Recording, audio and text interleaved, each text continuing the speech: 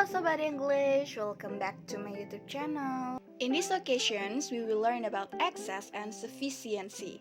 Do you know what are they?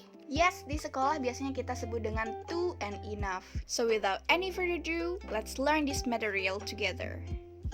As usual, before we go further, I want you to answer these questions. Jawab dulu ya pertanyaan ini. Do you think that your school is too big? Apakah menurut kalian sekolah kalian itu terlalu besar? Is math too difficult for you? Apakah matematika terlalu sulit buat kalian? Does your school have enough facilities? Apakah sekolah kalian memiliki fasilitas yang cukup? Do you confident enough when you are at school? Apakah kalian cukup percaya diri ketika kalian ada di sekolah?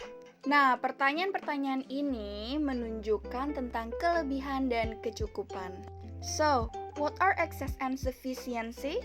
Jadi apa sih kelebihan dan kecukupan itu? Sufficiency is adequate amount of something. Jadi jumlah yang cukup ya. Jadi dia berada di ambang kecukupan, tidak kurang dan tidak lebih. Jadi ketika kalian butuh satu, kalian dapat satu. Jadi cukup. While excess is amount of something which is more than necessary. Jadi lebih dari jumlah cukup. Kalian butuh satu tapi dapatnya 10. Jadi lebih ya atau berlebihan. Next, let's discuss about the functions of excess and sufficiency. First, giving suggestions atau memberikan saran. Contohnya, you should put on a jacket. The weather is too cold. Kamu harus memakai jaket, udaranya terlalu dingin. You should start your job now. You still have enough time. Kamu harus mulai pekerjaannya sekarang. Kamu masih punya cukup waktu. Fungsi yang kedua, to remind someone atau mengingatkan seseorang. Have you prepared enough food for the camping? Sudahkah kamu menyiapkan cukup makanan untuk kemah? The third is to explain something, untuk menjelaskan sesuatu. Nah, yang nomor 3 ini yang paling sering digunakan untuk menjelaskan sesuatu. Contohnya, the bag is too expensive.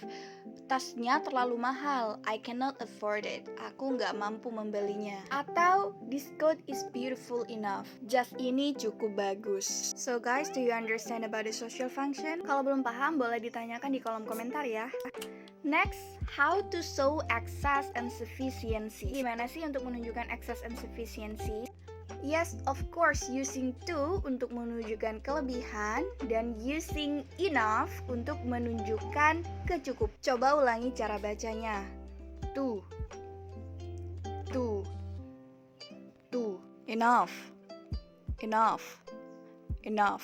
Jangan lagi dibaca inak atau inok, tapi dibaca enough.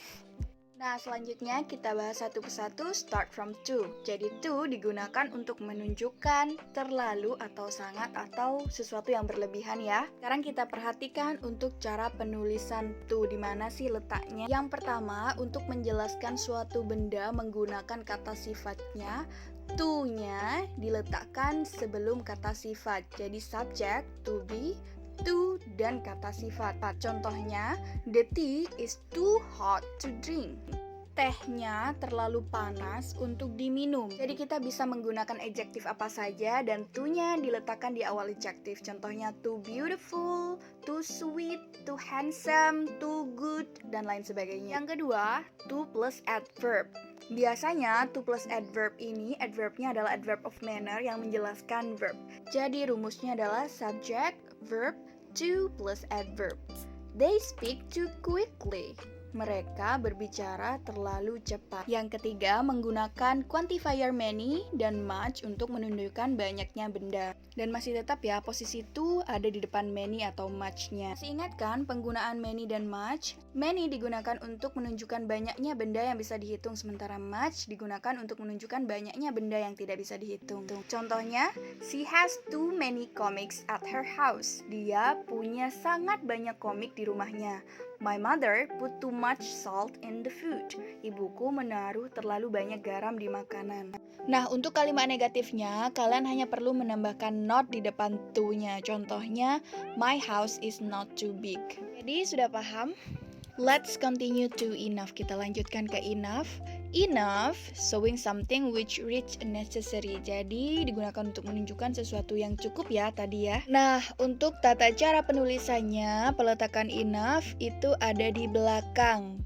Jika digabungkan dengan adjective, maka adjectivenya terlebih dahulu, kemudian enough-nya. She is confident enough to sing. Dia cukup percaya diri untuk bernyanyi. Jadi confident dulu baru enough. Jika digabungkan dengan adverb, maka adverb-nya terlebih dahulu baru enough-nya. She sings loudly enough on the stage. Dia bernyanyi cukup nyaring di panggung. Jadi loudly-nya dulu baru enough-nya. Nah, kecuali untuk yang satu ini, jika digabungkan dengan noun, maka enough-nya ada di depan. I have enough internet quota for a month.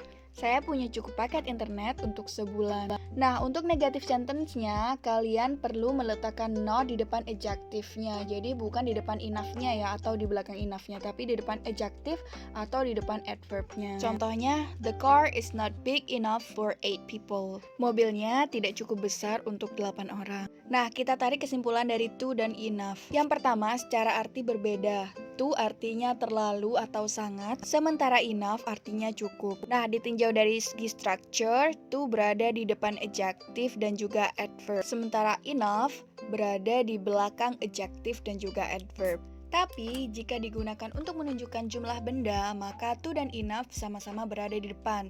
Hanya perbedaannya, to harus ditambahin many atau much, sementara enough bisa langsung sebelum bendanya. So far, do you understand guys? Sejauh ini sudah paham ya? Dan untuk mengukur pemahaman kalian, jangan lupa kerjakan soal di bawah ini dan tulis jawabannya di kolom komentar ya.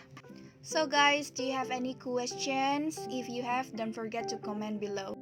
See you in my next video. Thank you for watching everyone. Have a nice day. My YouTube channel, semoga ilmunya bermanfaat. Jangan lupa latihan setiap hari dan jangan lupa juga untuk like, comment, share, and subscribe my YouTube channel. And see you.